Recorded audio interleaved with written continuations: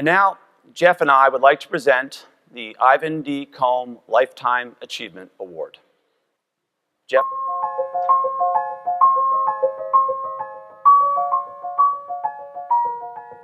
Ivan D. Combe put people's health and personal care needs at the center of everything he did. He understood the impact that healthcare products have on people's lives every day.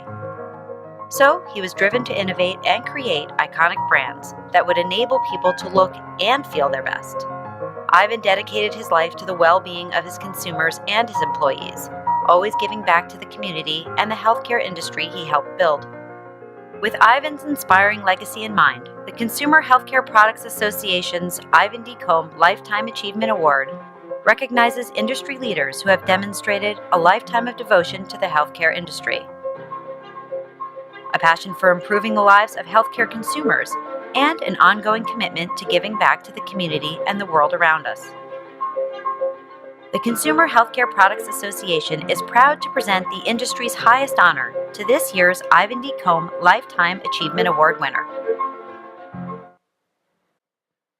Each year, we receive numerous award nominations for the Ivan D. Combe Lifetime Achievement Award. And it's never an easy decision to choose just one.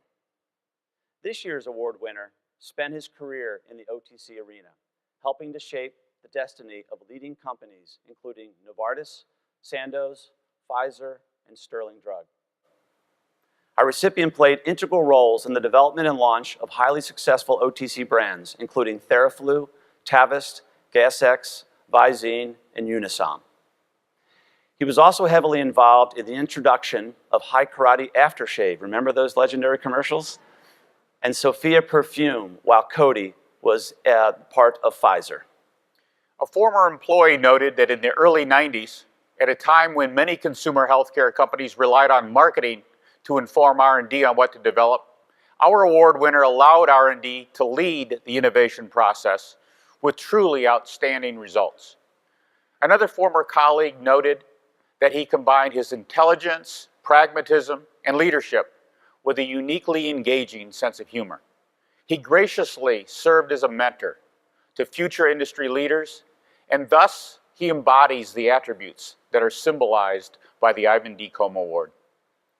During his lengthy involvement with CHPA, our award winner chaired 6 different committees, including the board of directors in 1994 to 1995. And he was instrumental in the creation of the Council on Family Health, the precursor to today's CHPA Educational Foundation. He was an adamant believer in the education of consumers and doing well by doing good. And he shared this belief with one of the other founding members on the council, Ivan D. Combe. And given his commitment to a strong industry association, he even served as interim president of CHPA during a leadership transition in 2002. Our winner maintains a consulting business in lieu of taking full retirement, and he stays in touch through phone calls, never introducing himself by name, but simply stating a shared memory, immediately drawing a smile and recognition. His children, John, Laura, Mark, and Matt, and his many grandchildren take up a great part of his life these days. His son notes that he has instilled in all of them the importance of generosity, of time, resources, and spirit, and that advancement must never come as a result of the disparagement of those with whom you compete. And so, without further ado, Scott and I are thrilled to announce Bob Donovan as the winner of this year's Ivan D. Combe Lifetime Achievement Award. And Bob, we've got a surprise for you. Your 4 children, John, Laura, Mark, and Matt, are here to celebrate this achievement with you. Kids, could you join us on stage here? Congratulations. Congratulations. Good job. You want me to hold this for you? Or? Okay. There you go. Go say it. Welcome. Thanks for reading. Welcome. Welcome.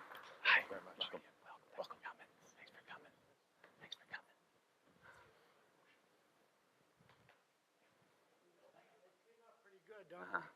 You want to take a photo now?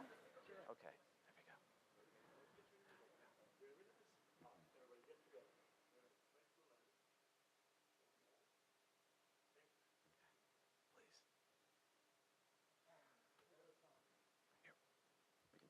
Bob, the mic is yours. That's not fair. I mean, you know, it's, God, all of those things I was going to say.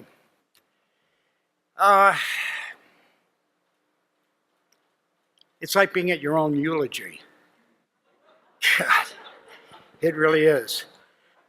You know, when I thought about this award, it occurred to me that I'm really a surrogate. The success that I've had in my career is really a function of the people I've worked with. The R&D people who were willing to try to follow with developing one of my cockamamie ideas. The manufacturing people who were able to make it better and cheaper. The regulatory and legal folks who were able to push the envelope and keep us out of jail. It was really the people in the trenches, the sales and marketing guys who fought the good fight. So it's really on their behalf that I accept this award. And on the award, I have to say that I would love to see a change to the Combe Award, because as great a mentor as Ivan was, Mary Elizabeth was a terrific woman, and I believe was probably the real brains in that company. Anyway, there are many people I'd like to thank. My family, who put up with my ill temper coming off a bad day on the train. But one person that really deserves as much recognition as I can possibly give. My partner for 53 years, a woman who supported me in good times and in bad, who always encouraged me, who kept me on the straight and narrow when I go off on one of my tantrums. My partner, and probably the greatest source of my sense of humor. I'd like you to thank for me and with me my wife, Katie. Up you go, come on, stand up.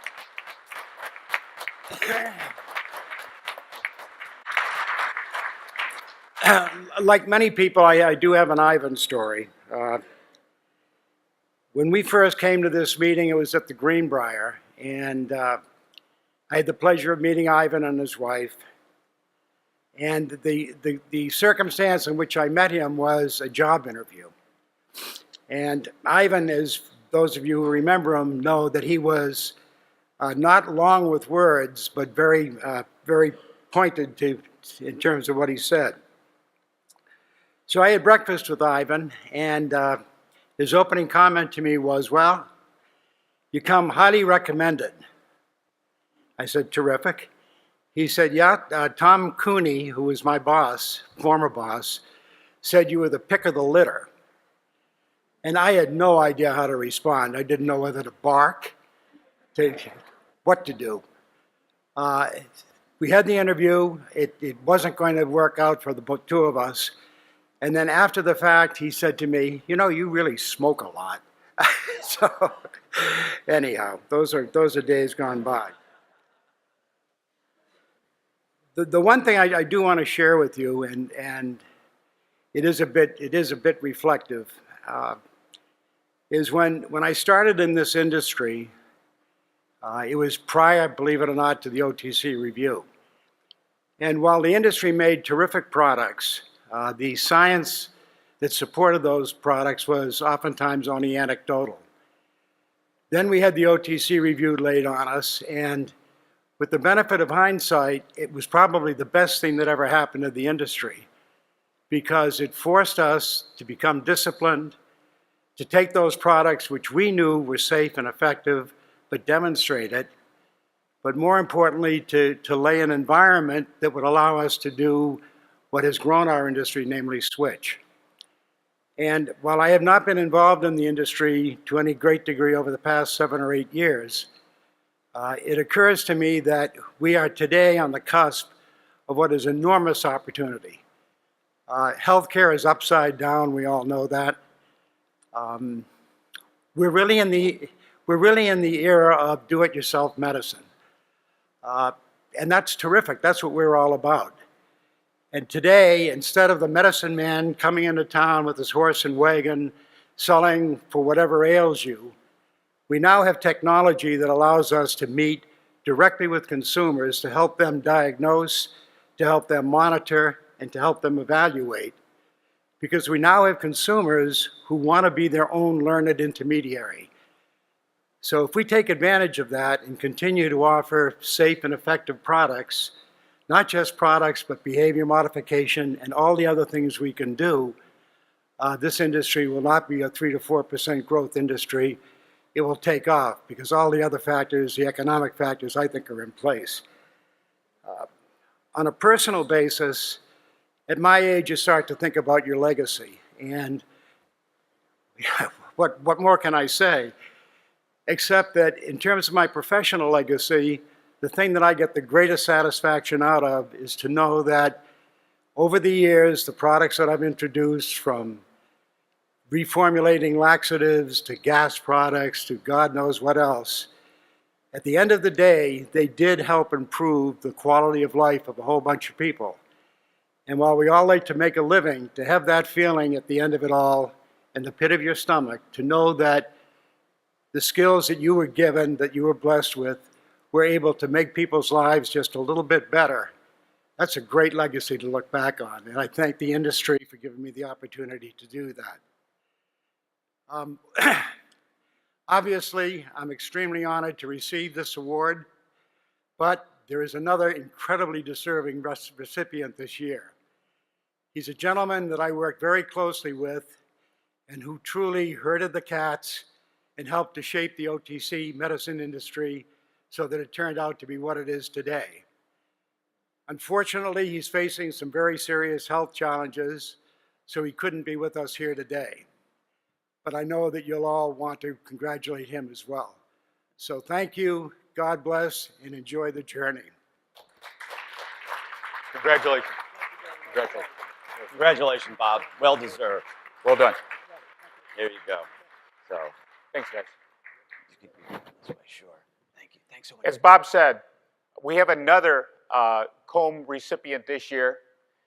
Jim Cope served for an incredible 32 years as president of CHPA and its precursor organizations, the Non-Prescription Drug Manufacturers Association and the Proprietary Association. He started with the association back in 1961 as a lobbyist and a convention manager, and he was named president in 1967. During his tenure, Jim worked with 25 different association chairmen, including Bob Donovan, during what was arguably the most formative period for the U.S. OTC drug industry. Jim retired from CHPA in 1999. Through 4 decades of leadership, Jim touched and shaped so many issues that affected this industry then and continue to affect it today. His experiences read like a history book. In just his first year on the job, CHPA played a small but important part in resolving an international crisis. During the failed Bay of Pigs invasion of Cuba, hundreds of people were taken prisoner and held hostage by Fidel Castro. The Cuban dictator demanded that the U.S. provide him with medicine in exchange for the release of the prisoners. Attorney General Robert Kennedy contacted the association asking for CHPA members to contribute OTC medicines. Jim took the lead on this issue, and the association community responded immediately. Through contributions by member companies, CHPA secured more than $7 million worth of product donations, and the hostages were eventually safely released. Jim was also at the helm of CHPA during one of the darkest periods that our industry has ever faced, the drug tampering crises of the 1980s and 90s. When the tamperings hit, this industry stepped up to the plate, forcefully, immediately, and responsibly. Through collaboration with FDA, there was a final tamper-evident packaging regulation on the books within 25 working days, the regulatory speed of light, as people called it. But it wasn't only during crises that Jim shined as a leader. He was also instrumental in advancing many key initiatives, including shaping industry's initial input on the OTC monograph system back in the 1970s, working to establish WSMI, the Global Industry Federation, establishing the dietary supplements mission of CHPA, earning a special citation from FDA for the drug facts format rule, passing the Poison Prevention Packaging Act, and achieving federal preemption over OTC drug labels. These are but a few of Jim's extraordinary career highlights. In addition to all his industry accomplishments, Jim is also a beloved husband to Katie, a doting father and grandfather, and an avid outdoorsman who, upon retirement from CHPA, moved to Colorado, where he remained active as a volunteer forest ranger.